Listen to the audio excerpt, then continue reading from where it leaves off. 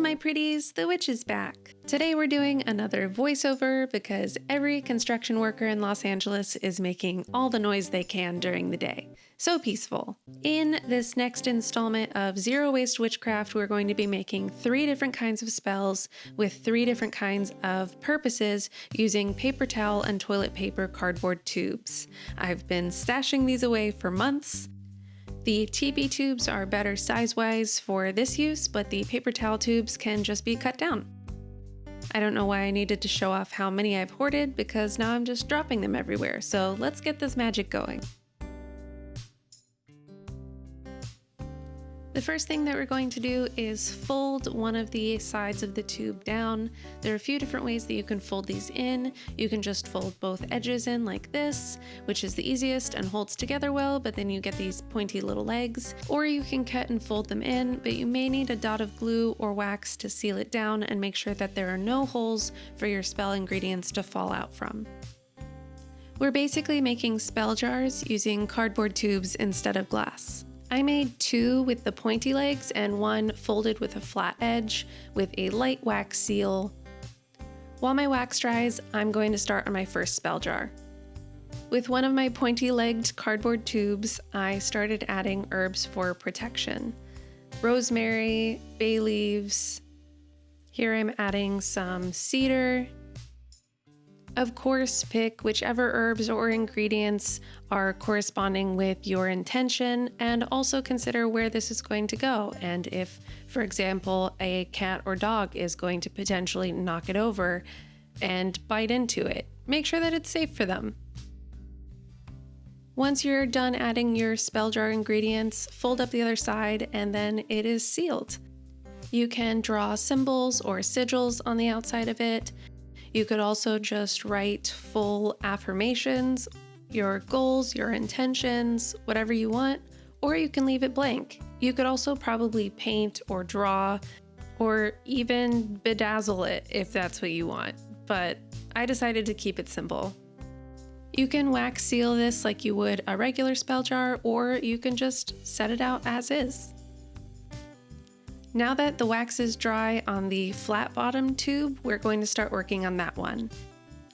This one is all about growing my intuition, so I'm adding things like lavender, cornflower, mugwort, things that will help me tap into my intuitive abilities. I'm only putting a little bit of these ingredients at the bottom of my tube and leaving space for the rest of it to start adding dirt.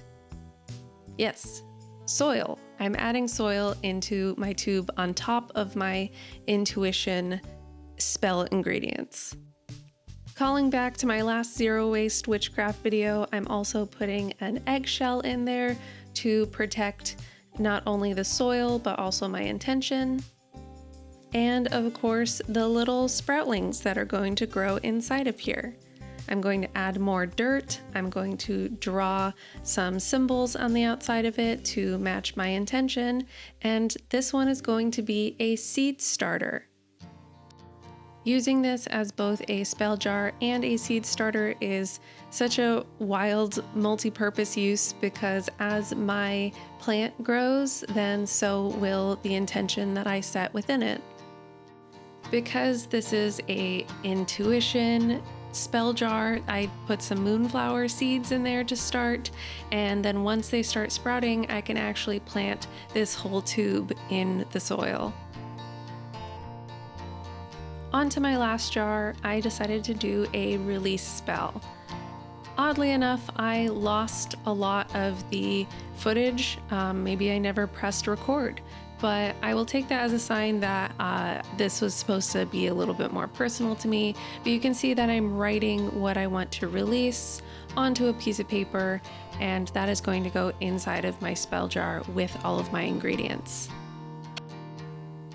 Once my jar is sealed up, I went ahead and drew the alchemy symbol for fire on it, because that's where this one is headed.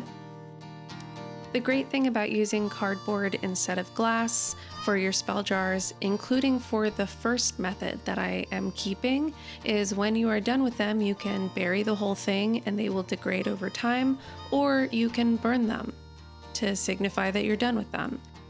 and you are reusing something that you were otherwise just going to recycle or throw away for free. And there you have it, 3 different ways that you can turn a cardboard tube into a spell jar that you can keep, grow, or burn. Thanks for watching. If you enjoyed this, let me know, and I'll see you guys in the next one. Bye!